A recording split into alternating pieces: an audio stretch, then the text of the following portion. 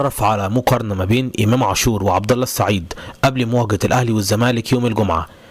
إيجابيات إمام عاشور رقم 1 التسديد من بعيد بكلا القدمين. طبعا الإيجابية دي الناس كلها عارفاها ومش محتاجين نتكلم فيها. إمام عاشور أفضل لاعب في مصر بيشوط من بعيد برجليه اليمين والشمال. رقم 2 أداء الأدوار الدفاعية والهجومية معا. إمام عاشور لما بيدافع كويس جدا، ولما بيهاجم طبعا مش محتاجين نقول برضو واحد من أهم اللعيبة داخل أفريقيا حاليا في وسط الملعب اللي بيأدوا الأدوار دي. أدوار رقم 8 اللي من بوكس تو بوكس اللي بيدافع ويهاجم. رقم 3 بقى همزة وصل جديدة ما بين الدفاع والهجوم في النادي الأهلي. غياب إمام عاشور عن أي لقاء في النادي الأهلي بتحس إن في حاجة ناقصة في الملعب. الحاجة دي هي همزة الوصل. إمام عاشور هو اللي بيكون همزة الوصل ما بين الدفاع والهجوم. رقم 4 على طول، ودي لها علاقة برقم 3، التحول السريع من الدفاع للهجوم.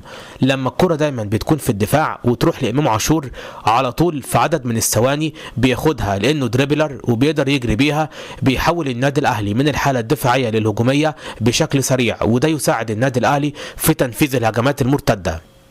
رقم 5 بقى التمريرات البينية العالية، وكان طبعا اخرها السرور اللي عمله لرضا سليم في لقاء النادي الاهلي وبلديه المحله. تمريراته البينيه العاليه هايله جدا، خاصه برضو في بدايه الموسم اللي عملها البيرسي تاو في لقاء النادي الاهلي ضد المصري البورسعيدي. امام عاشور بالتمريرات دي بيلخص كتير جدا، يعني مثلا ممكن كره زي دي يكسب بيها النادي الاهلي ومباراه الزمالك. رقم 6 الهدوء أثناء امتلاك الكرة في وسط الملعب. إمام عاشور عشان إمكانياته عالية جدا عنده هدوء مش طبيعي أثناء امتلاكه للكرة في وسط الملعب، حتى ولو يكون هناك ضغط عليه، ولكن مش زي لعيبة تانية مثلا زي طارق حامد لما بيتضغط عليه، وبرده مروان عطية لما بيتضغط عليهم بيحصل لهم كده دربكه وبيتوتروا. لا، امام عاشور عنده هدوء مش طبيعي. رقم 7 بقى الرؤيه السريعه في تغيير الملعب. بمعنى ايه؟ الكرة دلوقتي مع امام عاشور على طول في ثانيه بطرف عينه يلمح ان في لاعب في الناحيه الثانيه يعملها له سواء بيمينه او بشماله، والكرة بتروح مظبوطه. دي الرؤيه السريعه في تغيير الملعب. رقم 8 المهاره في موقف 1 ضد 1 وترقيص اي لاعب مع الاحتفاظ بالكرة من غير ما تطول منه.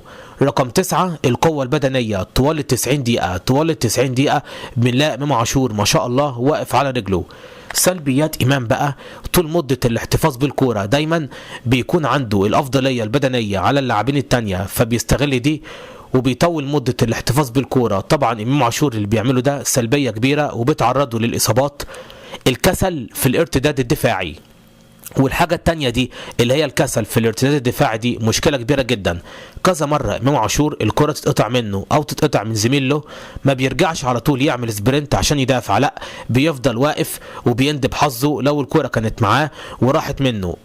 السلبية دي لازم يتخلص منها، لأن في الماتشات الكبيرة لازم كل اللعيبة ترجع تدافع على طول بعد خسارة الكرة. رقم 3 بقى عدم التغطية على الأطراف في وسط الملعب. اي لاعب بيلعب في وسط الملعب دايما بيكون له دور انه بيغطي مثلا على علي معلول لو اتقدم او محمد هاني لو اتقدم. امام عاشور مش بيعمل النقطه دي لانه على الاغلب بيكون في الخط الامامي بيهاجم.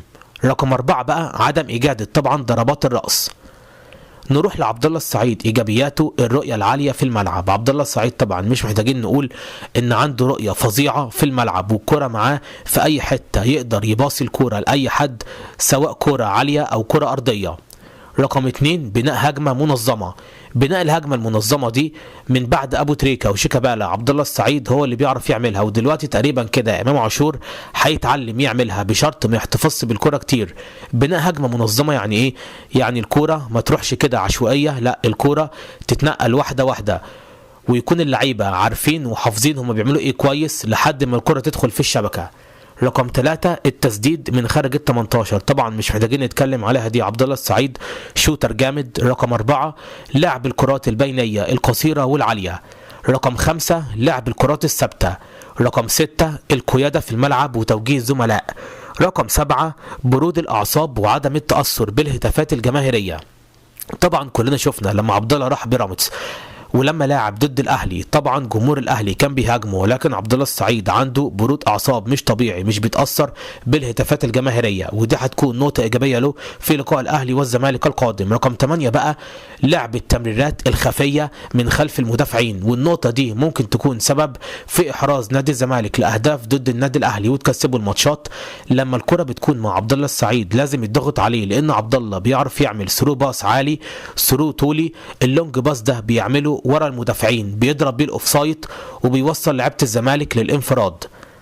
السلبيات بتاعت عبد الله السعيد طبعا رقم 1 التعب المبكر لانه متقدم في العمر 39 سنه، رقم 2 عدم تأدية الادوار الدفاعيه برضو لتقدمه في العمر، رقم 3 التمريرات السلبيه الكثيره. دلوقتي عبد الله السعيد في الزمالك معظم باصاته بتكون لورا وباصات سهله ما تعملش اي خلخله في دفاع الخصم، عشان كده التمريرات السلبيه الكتيره دي لازم يقللها في لقاء الاهلي.